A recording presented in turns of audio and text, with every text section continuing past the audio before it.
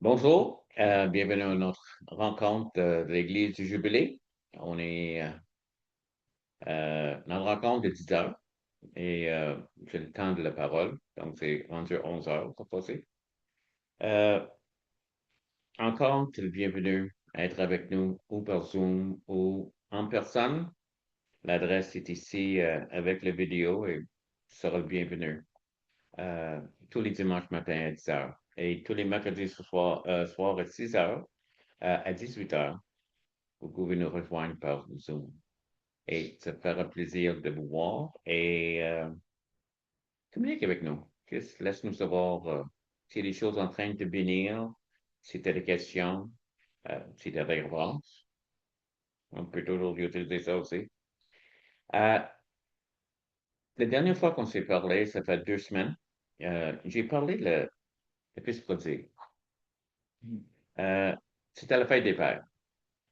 Puis on va le fêter le plus grand Père, notre Père, qui est aux cieux, mais aussi est avec nous. Et on a parlé de l'amour du Père. Et c'est incroyable, cette histoire, comment que ça donne tellement une image de notre Dieu et comment il ressent pour les fils et les filles qui sont éloignés. Euh, je veux continuer dans ce thème-là. Mhm. Yeah. Euh, je vais aller à un verset qui est un des versets peut-être les plus populaires dans la Bible. Tout le monde le veut, tout le monde l'a connu, au moins dans le monde anglophone. Je ne sais pas si c'est aussi populaire en francophonie, mais on l'a vu. euh, il y avait quelqu'un qui allait à tous les événements sportifs aux États-Unis, puis il montait toujours une pancarte avec Jean 3,16. Il était partout. Il était rendu fameux. Jean 3,16. Il montait, il montait. Puis c'est Jean 3,16 que je veux qu'on lit aujourd'hui et 17, les deux versets, parce que ça déclare quelque chose assez exceptionnel. Et Mhm. même, je veux rentrer là-dedans, je veux donner une explication. Donc, d'habitude, je prie après qu'on lit le verset, mais laisse-moi juste prier maintenant et on regardera les versets tantôt. Seigneur, c'est tellement important qu'on comprend. Nous qui sommes tes enfants, qui sont chrétiens, et ceux qui existent, qui aussi ont le potentiel d'être les enfants de Dieu. Mhm. Ce message est important parce que souvent, on se pose des questions, mais tu le déclares clairement ici. Tu déclares ton amour et tu montres à quel point que tu nous aimes, que tu nous aimes. La mesure est tellement immense, immesurable peut-être,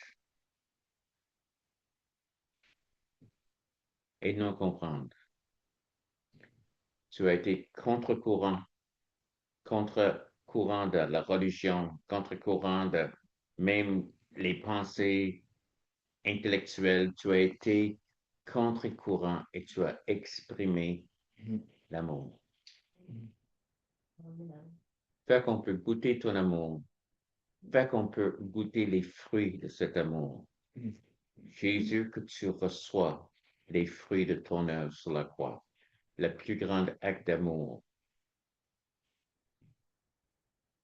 dans ce monde qui a jamais existé, le plus grand des actes d'amour. Amen. Mhm. Donc, je vais le lire parce que c'est pas long. D'habitude, je laisse quelqu'un d'autre lire parce qu'il lit mieux que moi en français. Mais je pense que je peux faire ces deux-là. Écoute ceci. Dieu a tant aimé le monde qu'il a donné son Fils unique, afin que quiconque croit en lui ne périsse point, mais qu'il ait la vie éternelle. Dieu, en effet, n'a pas envoyé son Fils dans le monde pour qu'il juge le monde, mais pour que le monde soit sauvé par lui. Si tu réalisais en quel contexte il est en train de dire ces choses-là, et à qui il parle, tu seras ébloui. En anglais, dit, it would blow your mind. Et tu sais, ça va te faire péter ta tête, je sais pas. Tes pensées. C'est juste, c'est incroyable ce qui est en train de se passer ici. Si tu connais le contexte, en Jean chapitre 3, ça débute et verset 1 se dit, mais il y a un homme d'entre les pharisiens, nommé Nicodème, un chef des Juifs, qui vint auprès de Jésus de nuit et lui dit, donc il pose des questions. Il faut comprendre, c'est un pharisien. Maintenant, c'est quoi les pharisiens? Les chefs religieux de ce monde-là, tellement remplis d'amour, OK? L'amour. Leur idée de l'amour, c'est se séparer complètement. Si un pharisien est en train de se promener dans un marché, après qu'il a fini de se promener parmi des Juifs, OK? Des personnes croyantes, des personnes qui allaient régulièrement aux synagogues puis au temple pour les écouter parler, pour être enseignés, ces personnes-là, OK? Parce qu'ils ont passé puis ont peut-être touché ces gens-là, ils se rendaient chez eux pour prendre un bain total. Lurk! Lurk! Ces gens-là sont lurk! Ils m'ont touché. La manière qu'ils pensaient. Euh, je vais demander à Glenn de lire Jean 7, 49. Jean 7, 49. Oui.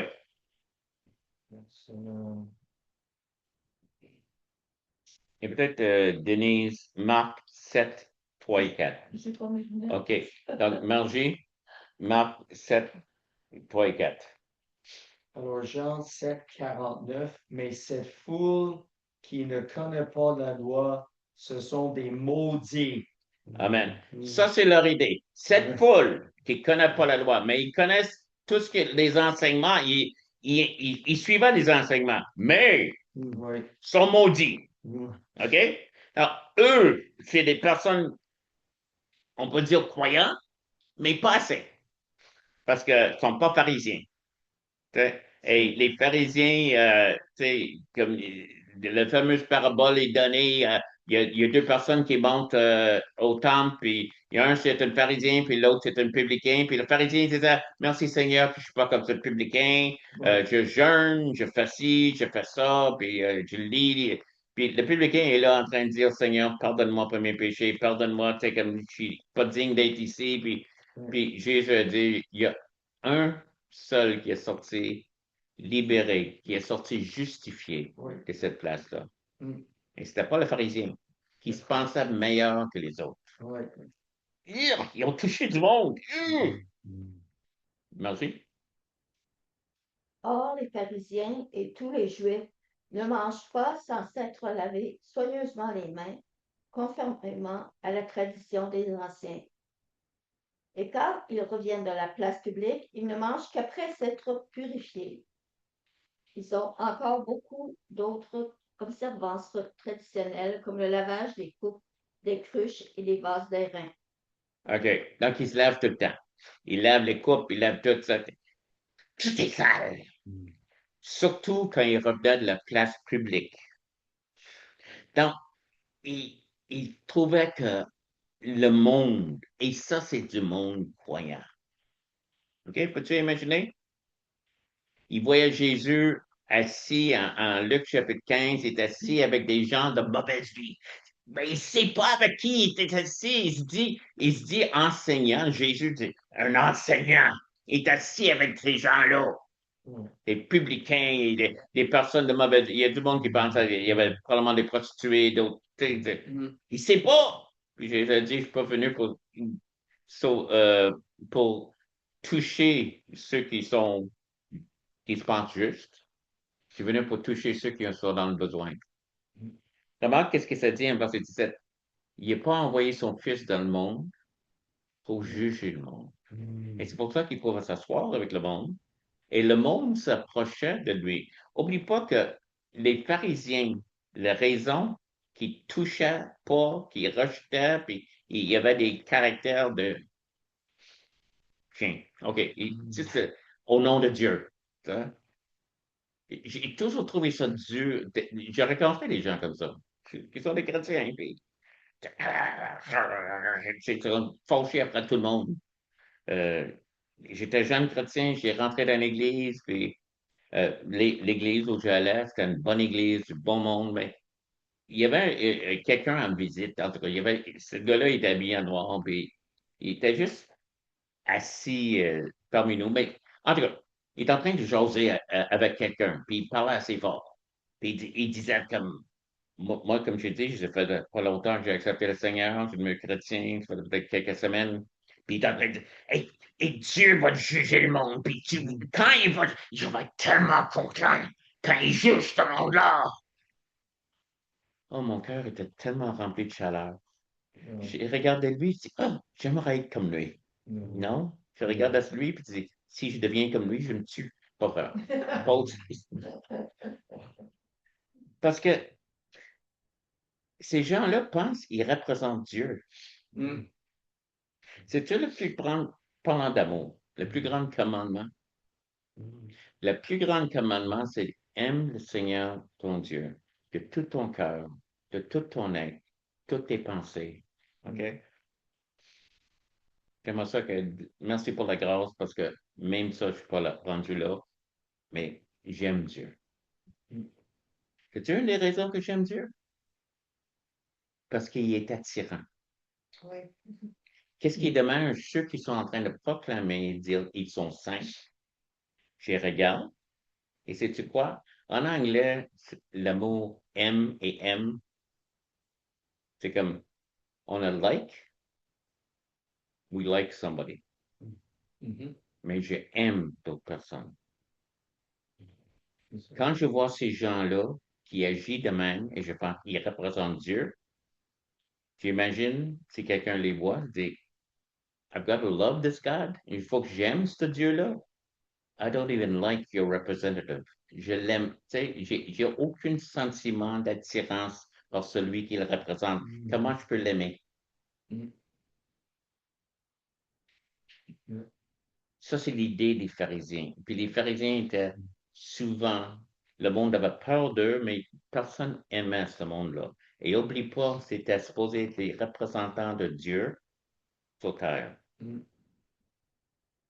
OK. Pourquoi est-ce que j'ai souligné tout ça? Voici à qui il parlait. Mm.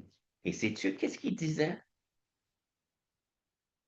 À ce monde-là, là, le monde qui pense que les Juifs sont pas assez saints. Mais qu'est-ce qu'il dit? Dieu a tant aimé le monde. Mhm. Sais-tu c'est qui le monde en dehors de le monde qui ne pouvait pas toucher? Ça, c'était les chiens. Ceux qui n'étaient pas juifs, c'était les chiens. Mm. C'était les chiens. Voici qu'un un rabbin, Jésus, est en train de dire ça, et c'est pour ça que je te dis, le pharisien, il faut dire que Nicodème était un homme qui cherchait. Il avait un cœur plus pur, Mm. puis il voulait savoir qu'est-ce qui se passait. Puis il savait qu'il y avait quelque chose dans le texte qu'il vivait, n'était pas correct.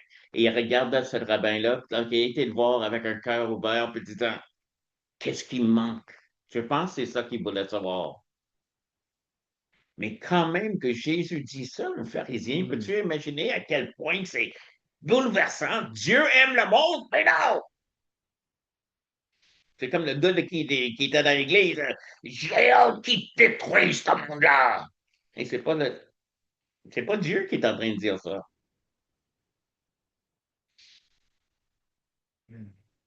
Mm. Dieu a regardé le monde dans lequel on vit, puis il s'est rempli des choses, je te dis. Il y a une violence, il y a toutes sortes de choses. Et tu attends des nouvelles, puis tu dis, et Dieu le regarde, puis tu dis, sais-tu quoi? Je les aime. Mm. Je les aime au point que offrir mon fils unique. En Matthieu 19, il dit, voici mon fils en qui j'ai mis toute mon affection. J'ai mis toute mon affection en lui, là. Et cet objet de toute mon affection, là, je veux le donner pour ce monde-là. Tu sais, tu regardes le monde, les guerres, je t'aime pas, pas voisin, j'aime pas la couleur de ta peau, j'aime pas la manière que tu t'habilles. Faut dire, dans le monde aussi, il y a des bons mondes. OK? Il n'est pas tout comme ça, mais Dieu a regardé tout le monde, puis dit, je les aime au point que je veux donner l'objet de toute mon affection. Il y a une autre place en Romain, j'oublie le verset, mais il faut te dire, ça me fait capoter. Ça lui a fait plaisir de le faire. Pour toi, pour moi. Je ne peux pas imaginer. Mais Dieu t'aime au point qu'il est prêt à donner son Fils unique. Il t'aime. Et à cause qu'il t'aime, il veut le meilleur pour toi. J'ai un texte que j'ai lu qui m'a tellement fatigué. C'est par un homme qui s'appelle J.I. Packer. Puis j'aime tellement ce qu'il dit. J'ai demandé à Margie je l'ai fait traduire, puis je demande à Margie de le lire. L'amour de Dieu pour les pécheurs implique qu'ils s'identifient avec leur bien-être. L'amour demande une telle identification. C'est le test pour savoir si l'amour est réel ou non. Ce n'est pas pour rien que Dieu est appelé Père et époux de l'Église. C'est donc logique de croire que le bonheur de Dieu ne sera jamais complet avant que ses bien-aimés soient hors du trouble. Il a en effet résolu que dorénavant et pour l'éternité, son bonheur sera conditionnel au nôtre. Donc, Dieu sauve non seulement pour sa gloire, mais aussi pour son bonheur. C'est capoté. Le bonheur de Dieu est complète. C'est clair que Dieu est bien. OK? Mais d'être complète, il faut que l'amour est en train d'insister. Dieu aime le monde. Et le mot, c'est insister que notre bonheur a à faire là-dedans. On a des personnes dans nos familles qui vont pas bien. Euh, ils ont des problèmes. Et on sait à quel point ça nous affecte. Dieu, le Père, est pareil. Et que son bonheur est aussi lié avec le bonheur des gens. Il nous aime et l'amour dit, je veux que tu sois bien. Est-ce que vous comprenez ça? Est-ce que je comprends ça?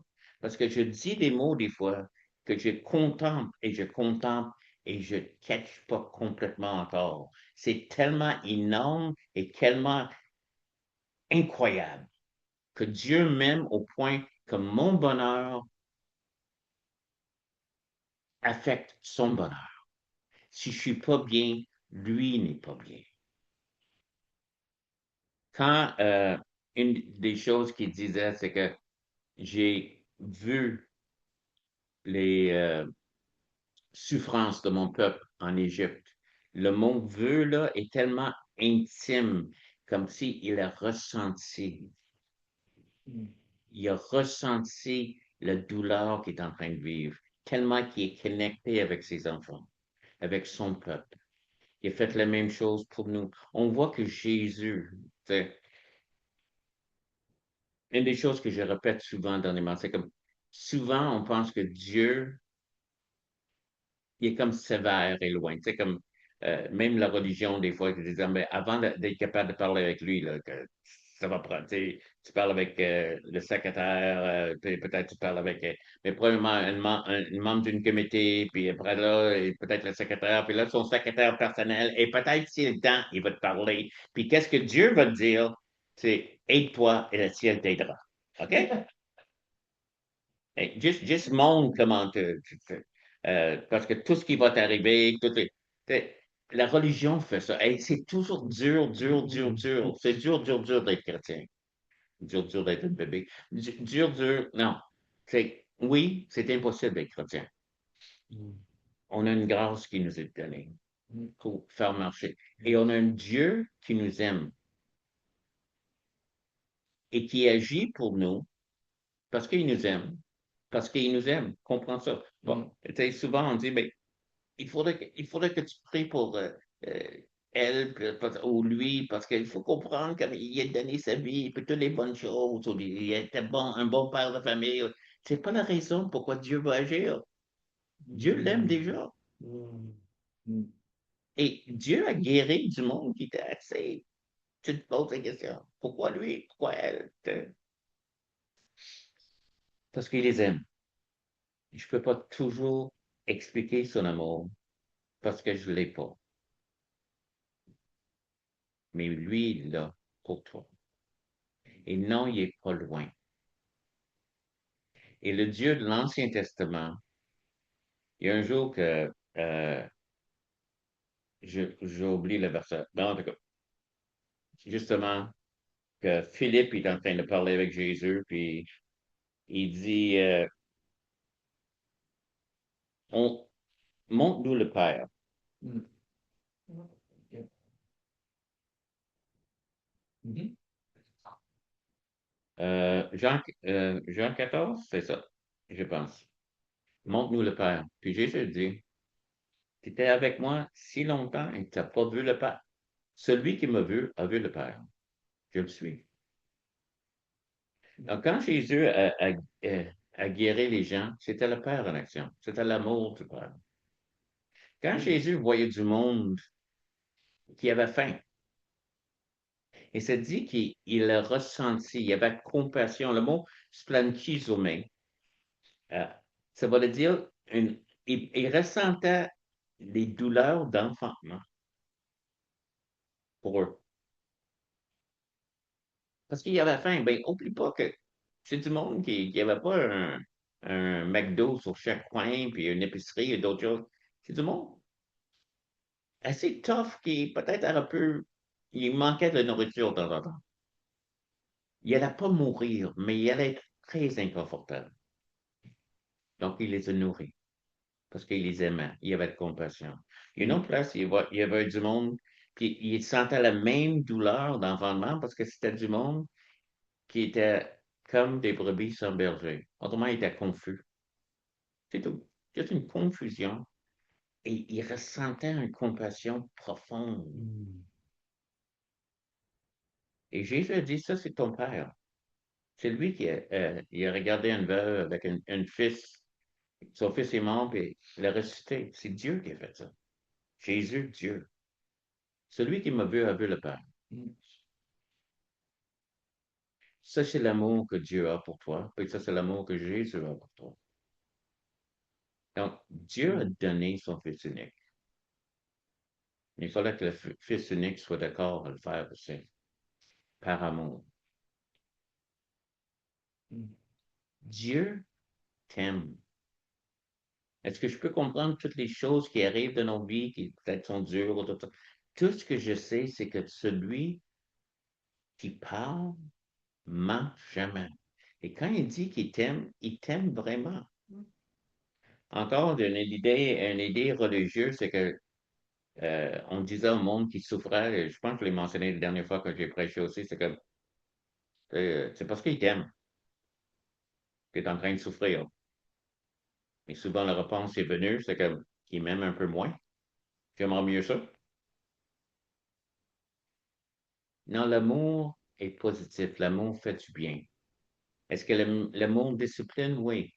Mais rarement est-ce que c'est fait pour faire mal. Et même le mot discipline n'est pas nécessairement faire mal à quelqu'un, mais le mettre sur le bon chemin. Des fois, en enlevant tous les autres chemins. Mais on laisse Dieu agir. Les choses que je veux te convaincre ce matin, c'est que Dieu t'aime. À travers tout la Bible, il y a une chose que Dieu faisait. Il marchait dans le jardin pour être avec Adam et Ève, sa création. Il a créé une tente pour lui parmi le peuple d'Israël. Il y avait une adresse. pour qu'il pourra être avec eux. Et se dit à Jésus, il a choisi les apôtres pour être avec lui. C'est le désir de Dieu d'avoir communion avec nous, de nous aimer, d'être avec nous. Et pendant qu'il est là pour faire ce qu'on a besoin, pour nous guider, pour diriger nos vies. Quand on dit que Dieu t'aime, c'est pas un mot qui est facile ou juste quelque chose qu'on entend dans la poésie, comme le monde chante des chants d'amour, puis divorcent leurs femmes, puis ils vont toutes sortes de choses, mais en tout cas. Donc, quand Dieu dit qu'il t'aime, il est prêt à donner son Fils unique, afin que toi, si tu crois en lui, tu ne périras pas, mais tu auras la vie éternelle. Pendant qu'on était pécheurs, la Bible dit, Christ est mort pour nous. Combien plus est-ce qu'il veut faire pour nous maintenant qu'on le connaît? S'il est mort pendant qu'on était dans l'autre gang, en train d'être rebelle contre lui, combien plus qu'est-ce qu'il veut faire pour nous aujourd'hui? Rencontrer nos besoins, faire les choses, parce qu'il nous a rachetés d'un grand prix. Il nous aime, il voulait nous avoir dans sa famille. Et parce qu'il est là, il veut agir pour toi. Donc, je t'invite, viens faire partie de la famille de Dieu. Christ est mort. Dieu a donné son Fils unique afin que toi, tu ne périras pas. Si tu crois qu'il est mort pour toi, il est mort pour tes péchés, et tu crois là-dedans, tu ne périras pas, mais tu auras la vie éternelle. Et si tu es déjà chrétien et tu te poses des questions, à quel point il veut agir pour toi, pendant que tu étais encore pécheur, il est mort pour toi. Combien plus qu'il veut agir pour toi aujourd'hui? Dieu t'aime. Il n'y a pas de si, il n'y a pas de peut-être. Il t'aime. Point. Et cet amour va agir. Et s'il agit, c'est parce qu'il t'aime. Pas parce qu'on a gagné le droit. Sois béni. Merci de m'avoir écouté. Et j'aimerais que tu partages ce matin, ce message, si ça t'a fait du bien. Mets-le sur les réseaux sociaux ou juste que d'autres peuvent être bénis aussi. Et si tu n'es pas béni, envoie-le un ennemi, quelqu'un, juste qu'il ne soit pas béni. OK? Donc, mais partage-le. Et aussi, viens nous voir. Tu sais, on est ici tous les dimanches matins. L'adresse est là. Et on a une maison, il y a assez de place pour au moins une centaine de personnes. Toutes jamais ensemble, mais en tout cas, en régime. Et en tout cas, tu seras bienvenu d'être avec nous. Ou sur Zoom, tu pourras nous rejoindre sur Zoom. Et mercredi soir, on a une réunion Zoom, 18 heures. Merci encore de m'avoir écouté. Et God bless you. Que Dieu te bénisse.